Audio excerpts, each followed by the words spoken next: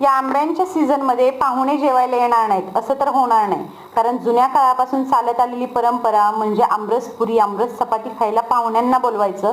ही काही परंपरा आपल्याच्यानं सुटायची नाही, म्हणून आमच्या घरी आज पाहुणे येणार होते यांच्या जवळचे, म्हणून मग त्यांच्यासाठी मी आमरस करून घेतला. पण आमरस केल्यानंतरच किचनचा एवढा पसारा झाला होता की तो आधी काढून घेतला आणि नंतर मग सुरुवात केली बाकीच्या स्वयंपाकाला.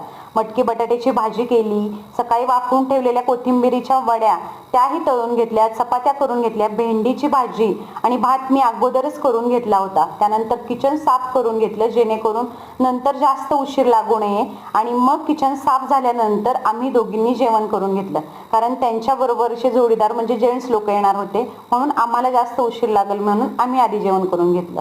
त्यानंतर संध्याकाळचं जे काम म्हणजे दही लावणं ते मी करून घेतलं आणि मग पाहुणे आले, पाहुण्यांना जेवण वाढून घेतलं. त्यांची जेवणं तिकडं चालू होती, माझं काम